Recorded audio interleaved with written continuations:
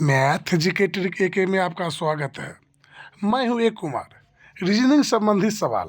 आज हम रीजनिंग के कुछ ऐसे सवाल को देखेंगे जो हमारे एग्जाम में बार बार पूछा जाता है।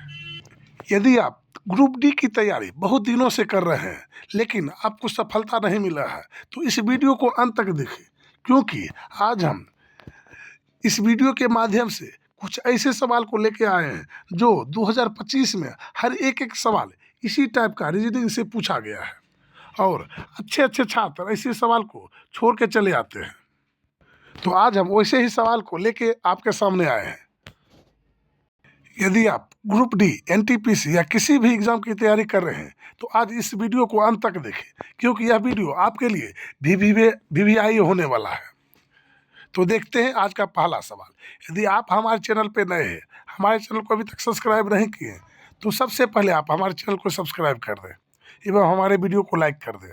तो देखते हैं आज का पहला सवाल। तो आप देख सकते हैं इसी टाइप का सवाल इस साल यानी 2025 में पूछा गया है, वो भी ग्रुप डी में। हर एक सवाल वैसा सवाल जो ग्रुप डी में पूछा गया है उससे हम लेके आए हैं।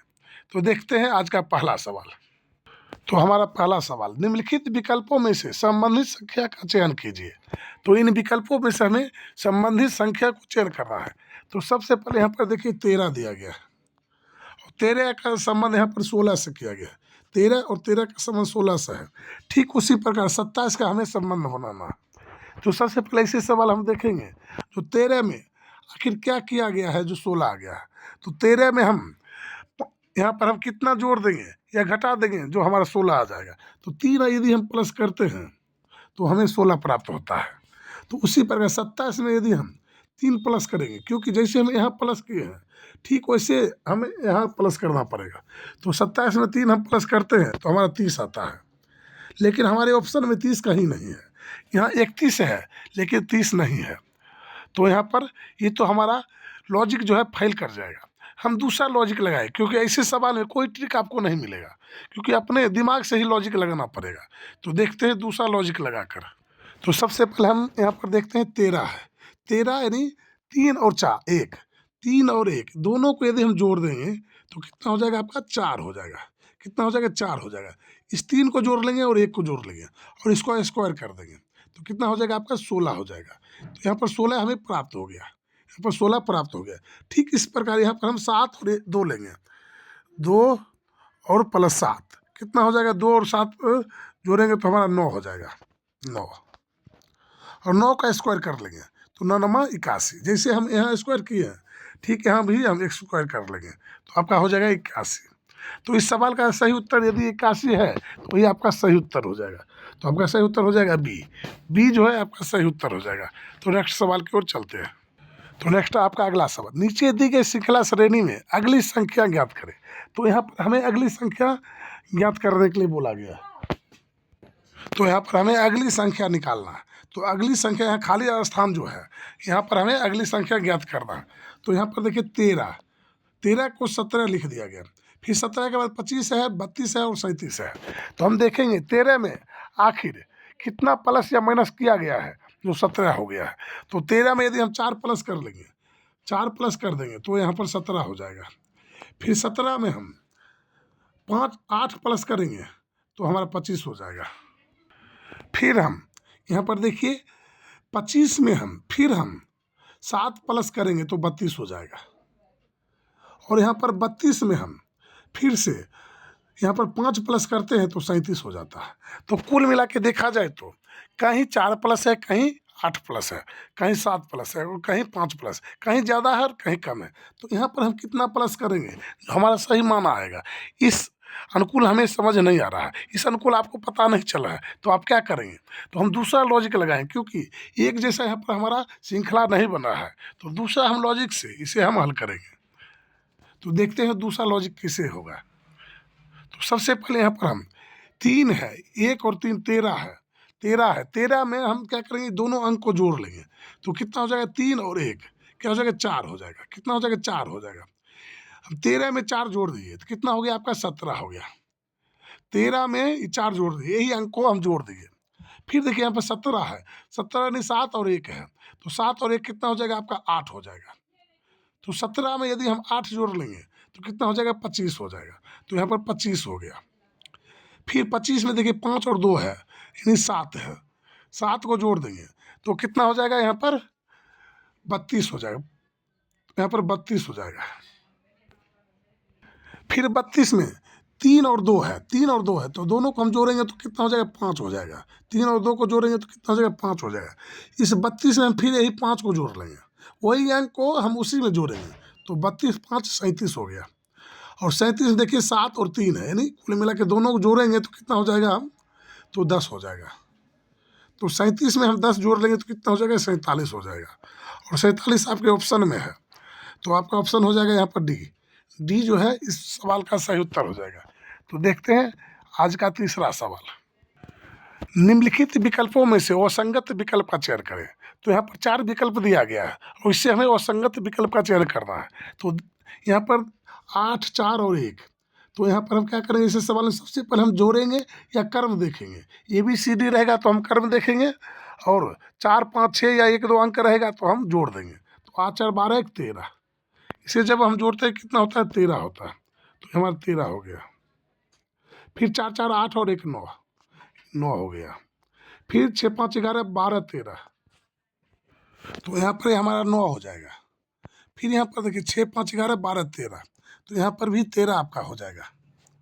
और यहाँ पर 7, 2, 9, 9, 2, 18, तो यहाँ पर देखिए कोई भाज्य संख्या बन रहा है और कोई अभाज्य संख्या बन रहा है। तो इसमें देखिए भाग लग जाएगा, इसमें भाग लग जाएगा, लेकिन 2 ऐसा अंक है जिसमें भाग नहीं लगा, तो हमें 1 प्राप्त करना था। तो ये लॉजिक हमारा फेल कर जाएगा, तो हम दूसरा लॉजिक लगाएंगे। तो ये हमारा जो है 841, ये 841 जो है आपका 29 का वर्ग है। ये है 29 का वर्ग, तो हमारा 29 आ जाएगा। फिर ये देखिए 441 आपका 21 का वर्ग है, तो वहाँ पर 21 लिख देंगे। और 625 आपका 25 का वर्ग है, तो यहाँ पर 25 लिख देंगे। और यहाँ पर आपका 729 जो है ये आपका 27 का वर्ग है। तो यहाँ पर हम देखते हैं जो ये हमारा भाज्य संख्या है, ये भी भाज्य संख्या है और ये भी भाज्य संख्या है, लेकिन ये हमारा 29 जो है अभाज्य संख्या है। तो हमारा सही उत्तर हो जाएगा यहाँ पर 841। 841 जो है आपका सही उत्तर हो जाएगा। तो नेक्स्ट सवाल की ओर चलते हैं। तो सवाल नंबर 4 देखेंगे। तो नेक्स्ट हमारा अगला सवाल है, सवाल नंबर 4। बेन आरेख हमारा दिया गया है और यहाँ पर कहता है उस बेन आरेख का चयन करें जो निम्नलिखित वर्गों को दर्शाता है। तो यहाँ पर देखिए एक लड़के हैं और लड़कियां हैं और यहाँ पर एक बच्चे हैं। तो सबसे पहले यहाँ पर देखिए हम इसमें से देखेंगे जो किसका संबंध किससे है। तो सबसे पहले यहाँ पर हम बच्चे का एक डायग्राम बना लेंगे। बच्चे ही हो गया, और बच्चे देखिए लड़के को भी बोला जाता है और लड़कियां को भी बोला जाता है। तो देखिए ये बच्चे तो आपका हो गया, और इसके अंदर आता है लड़के, और ये लड़के हो गया। उसके बाद देखिए लड़कियां हो गया, ये लड़कियां हो गया। इन दोनों यानी लड़कियां जो बच्चे होता है उसे भी बच्चे बोला जाता है, और लड़के जो छोटे छोटे होते हैं उसे भी बच्चे बोले जाते हैं। लेकिन दोनों अलग है, दोनों हमारा एक दूसरे से संबंध नहीं बनाता है, क्योंकि दोनों अलग अलग है। इस टाइप से हम नहीं रखेंगे, हमारा दोनों अलग अलग होना चाहिए। तो आपका सही उत्तर हो जाएगा यहाँ पर सी। तो नेक्स्ट आपका अगला सर, उस विकल्प का चयन करें जो प्रश्न चिन्ह को प्रतिस्थापित करेगा। हमें उस विकल्प का चयन करना है जो यहाँ पर खाली स्थान को पूर्ति करेगा। तो सबसे पहले हम देखेंगे जो हमारा श्रृंखला इधर चला है या ऐसे चला है। तो यहाँ पर देखिए बड़ा अंक हमारा यहाँ पर है, तो हमारा श्रृंखला जो है ऐसे चला होगा, जो पैटर्न जो है इस टाइप से बना होगा। तो देखिए 12, 8, बरसते 14, 12, 8, 96। यदि हम इसे गुना करेंगे तो 96 हमारा आ जाएगा, 96 आ जाएगा। 12 को हम 8 से गुना करेंगे तो 96 आ जाएगा। तो यहाँ पर हम लिख देंगे 96, यहाँ पर हमारा हो गया 96। और 96 में हम 8 का आधा कर देंगे, तो 8 का आधा हमारा 4 हो जाता है। तो यहाँ पर हो जाएगा आपका 100। तो यहाँ पर आपका 100 मिल गया। फिर यहाँ पर देखिए 8 और 6, तो 8 और 6 को हम गुना कर लेंगे तो 108 हमारा हो जाएगा, 108 हो जाएगा। और 108 में हम क्या करेंगे, इस 6 का आधा कर लेंगे और जोड़ देंगे, तो वो 6 का आधा 3 होता है। तो करेंगे तो हमारा 11 हो जाएगा, 111। ठीक है, यहाँ पर ये दोनों को हम गुना कर लेंगे तो 15 चौक 60, आपका कितना होता है 60 होता है। और 60 में 4 का आधा कर लेंगे तो 60 का आधा हो जाता है 2, तो 2 जोड़ देंगे तो आपका हो जाएगा 62। 62 जो है आपका सही उत्तर हो जाएगा, तो आपका उत्तर हो जाएगा यहाँ पर डी। तो नेक्स्ट सवाल देखते हैं। तो नेक्स्ट आपका अगला, उस विकल्प का चयन करें जो प्रश्न चिन्ह के स्थान पर प्रतिस्थापित करेगा। तो हमें वैसा विकल्प का चयन करना है जो इस खाली स्थान पे भरा जाए। तो सबसे पहले यहाँ पर देखिए ई और एच और एम, ई एच एम। तो देखेंगे जो आखिर कैसे एम हो गया। तो ई का जो है, ई जो हमारा 5 नंबर पे आता है, ई जो है आपका 5 नंबर पे आता है, और एच जो है आपका 8 नंबर पे आता है। दोनों को हम जोड़ लेंगे, दोनों को जोड़ लेंगे तो आपका कितना हो जाएगा 13 हो जाएगा। और 13 नंबर पे आपका क्या आता है तो एम आता है। 13 नंबर पे आपका एम लिख दिया गया है। ठीक है, यहाँ पर डी जो है आपका 4 नंबर पे आता है, और आर जो है आपका 18 नंबर पे आता है। दोनों को हम जोड़ लेंगे तो हमारा 22 हो जाएगा, 18 4 22। और 22 नंबर पे आपका क्या आता है भी आता है, तो यहाँ पर आपका हो गया भी। फिर हम टी का लेंगे और एफ का लेंगे। तो टी आपका 20 पर है और एफ आपका 6 पर है। एफ का नंबर जो है आपका 6 है। तो दोनों मिला के हम जब जोड़ते हैं तो प्लस करते हैं तो कितना होता है 26 होता है। और 26 नंबर पे हमारा जो अंक है वो आपका जेड आता है। क्या आता है तो जेड आता है। तो जेड को यहाँ पर हम भर लेंगे, यहाँ खाली स्थान पर हम क्या भरेंगे तो जेड भर लेंगे, क्योंकि यहाँ पर खाली स्थान हमें भरा जाना है, तो यहाँ पर हम जेड भर लेंगे। तो नेक्स्ट सवाल देखते हैं। तो नेक्स्ट आपका अगला सवाल, दिए गए पासे को बंद करने पर कौन सा घन बन सकता है। तो यहाँ पर एक हमारा पासा दिया गया है और खुला हुआ पासा है। तो देखिए इस टाइप से आपका खुला हुआ पासा है, और इसे जब हम बंद करेंगे, जब इसे हम बंद कर मोड़ेंगे तो कौन सा पासा बनेगा। ऐसा सवाल हमें पूछा गया, और ऐसा सवाल एग्जाम में बार बार पूछा जाता है। इस टाइप का सवाल इस बार ग्रुप डी में कई सवाल पूछा गया है। तो सबसे पहले ऐसे सवाल में हम देखेंगे जो कौन अंक किसके विपरीत है। तो देखिए एन जो है, एन के पीछे यदि पासा को मोड़ेंगे तो एन के पीछे आपका ओ आ जाएगा, क्योंकि एक घर छोड़ के हमें चलना है। जब ऐसा खुला पासा आपके सामने रहे, जब आपके सामने खुला पासा रहे, तो जो अंक एक अंक के बाद आएगा वही एक दूसरे का पीछे आएगा। जैसे एन के पीछे हमारा आ जाएगा ओ, तो एन के पीछे क्या रहता है ओ रहता है। फिर देखिए यहाँ एम के पीछे क्या आएगा एक अंक छोड़ के, आर को छोड़ लेंगे तो एम के पीछे आ जाएगा पी, एम के पीछे आ गया पी। फिर जो अंक हमारा बच गया वही एक दूसरे के पीछे आएगा, तो आर के पीछे क्या आ जाएगा आपका क्यू आ जाएगा। तो आर के विपरीत हो जाएगा आपका क्यू, इस टाइप से। तो इस टाइप से आपका विपरीत हो जाएगा, एन का ओ, एम का पी और आर का क्यू। तो यहाँ पर इस टाइप से आपका बन जाएगा। और ये टाइप जहाँ पर भी जिस पासा में दोनों एक जगह दिखे, यहाँ पर एम पी एक जगह दिखे और एन ओ एक जगह दिखे, यानी तीनों में से कोई एक जगह जिस पासा में दिखेगा वो पासा आपका नहीं बनेगा, क्योंकि ये दोनों विपरीत है। आर का विपरीत है क्यू, यदि आर दिखाई दे रहा है तो आपको क्यू दिखाई नहीं देगा, और क्यू दिखाई दे रहा तो आर दिखाई नहीं देगा। ठीक उसी प्रकार आपको पी अगर दिख रहा है सामने, मान चलिए पी यहाँ पर दिख रहा है तो एम आपको दिखाई नहीं देना चाहिए। हाँ, यदि एम दिखाई दे रहा है तो देखिए यहाँ पर पी और एम दोनों दिख रहा है। यहाँ पर देखिए पी दिखाई दे रहा है और एम दिखाई दे रहा है, तो ये पी जो है, पी के पीछे एम, यानी यहाँ पर एम होना चाहिए जो दिखाई नहीं देना चाहिए। दोनों देखिए दिख रहा है, तो ये पास आपका नहीं बनेगा। फिर देखिए यहाँ पर एन का विपरीत है ओ, एन का विपरीत है ओ। तो यहाँ पर देखते हैं इस पासा में कोई ऐसा अंक है जो एक जगह है, तो देखिए यहाँ पर एम का पीछा क्या है पी है, तो देखिए इसमें पी नहीं है। और यहाँ पर क्यू का पीछा क्या है आपका आर है, तो देखिए क्यू और आर यहाँ पर है, तो क्यू दिख रहा है तो आर नहीं दिखाई देना चाहिए, क्योंकि आर इसके पीछे होना चाहिए। ये दोनों भी आपका नहीं बनेगा, क्योंकि ये पासा भी आपका नहीं बनेगा, क्योंकि आर दिख रहा है तो वो आपका क्यू नहीं दिखना चाहिए, क्योंकि देखिए दोनों आमने सामने यहाँ पर है, इस पार और उस पार। फिर हम पासा बी को देखते हैं, तो देखिए एन के पीछे क्या है आपका ओ है, तो देखिए यहाँ पर ओ कहीं नहीं है। पी के पीछे आपका क्या है तो एम है, तो यहाँ देखिए एम कहीं नहीं है। और क्यू के पीछे क्या है आर है, क्यू के पीछे आपका आर है, तो आर यहाँ पर कहीं नहीं, तो ये पास आपका बनेगा। ये आपका पासा 100% बनेगा। और यहाँ पर देखिए PR QR, तो यहाँ पर देखिए QR यहाँ पर भी है, यहाँ पर भी है QR देखिए यहाँ पर भी है, तो ये भी पासा आपका नहीं बनेगा। तो कुल मिला के आप देखा जाए तो B जो पासा है इसे जब मोड़ेंगे तो B पासा की तरह हमारा पासा बन जाएगा। तो नेक्स्ट सवाल की ओर चलते हैं। तो आज का हमारा अगला सवाल है सवाल नंबर 8। तो दिए गए संयोजन के सही दर्पण प्रतिबिंब का चयन करें। तो यहाँ पर देखिए हमारा एक दर्पण दिया गया है और इसका प्रतिबिंब हमें पूछा गया, और ये सवाल आपके लिए हलवा की तरह है।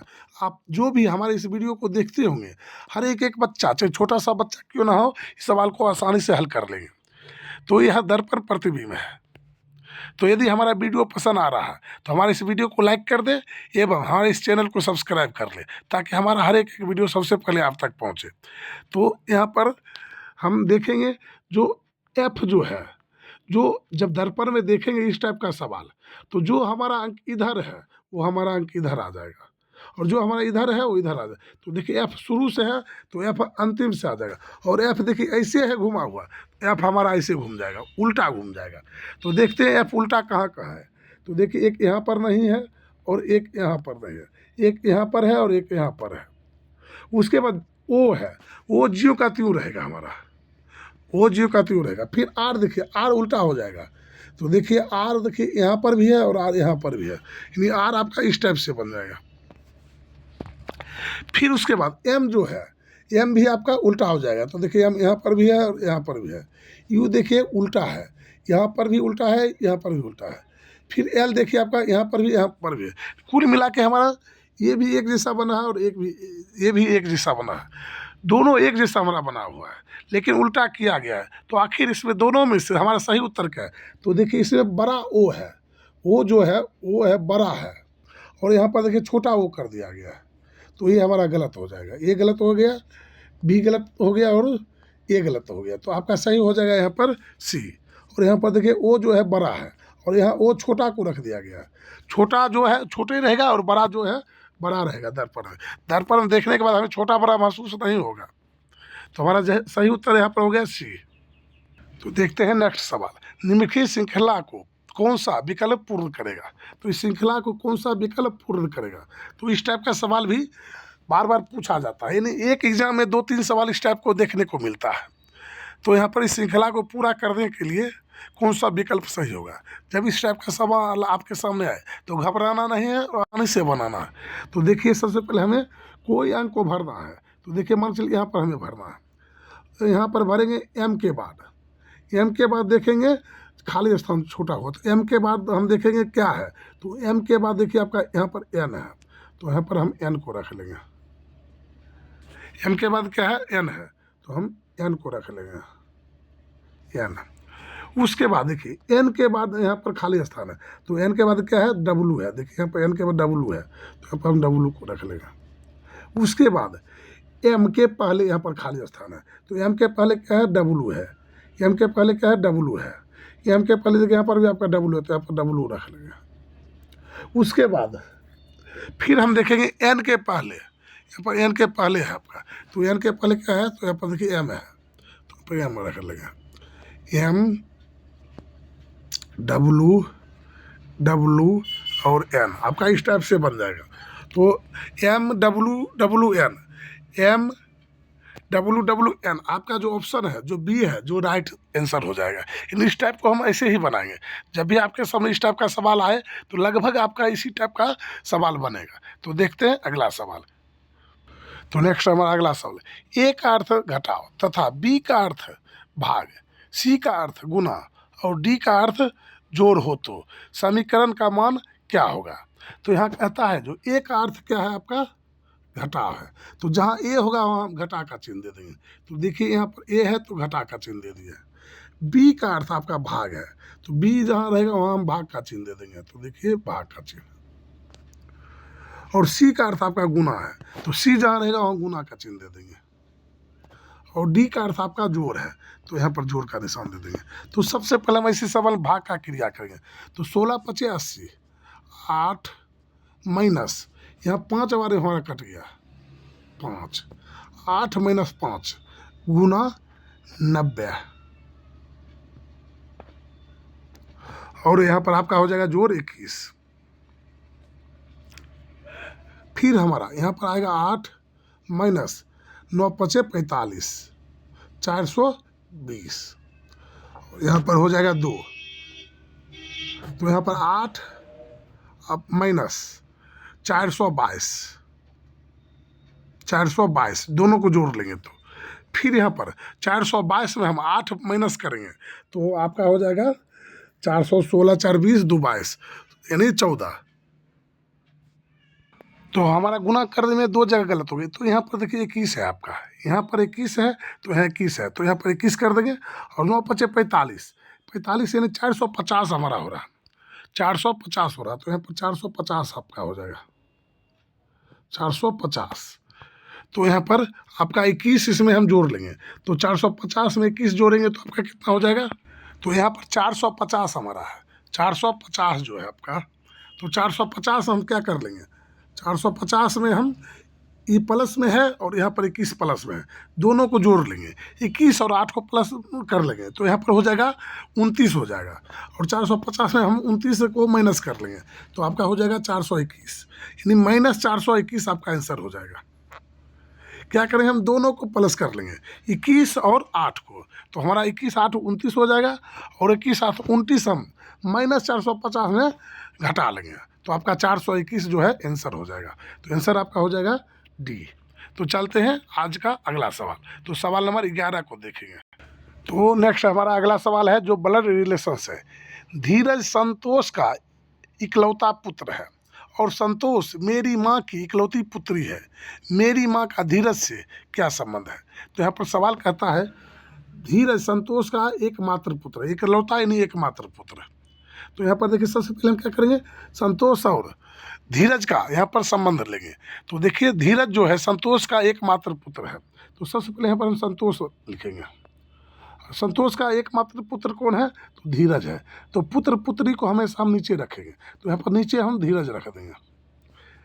धीरज संतोष का एकमात्र पुत्र है, यानी संतोष के पास मात्र एक पुत्र कौन है, वो धीरज है, एक ही पुत्र है। और संतोष मेरी माँ का, संतोष जो है ये संतोष मेरी माँ का इकलौती पुत्री है, तो मेरी माँ, तो मेरी माँ यहाँ पर मैं हो गया, मैं, और मेरी माँ यानी माँ, ये इसका माँ हो गया, मेरी यानी मेरी माँ। मेरी माँ की एकमात्र पुत्री कौन है, इकलौती पुत्री, तो यहाँ पर है संतोष है, कहता है संतोष मेरी माँ की इकलौती पुत्री है, तो ये पुत्री हो गया, तो यहाँ पर कहता है ये पुत्री है। तो मेरी माँ का, तो मेरी माँ का धीरज से क्या संबंध है, यानी इसका, यानी मेरी माँ का धीरज से क्या संबंध है।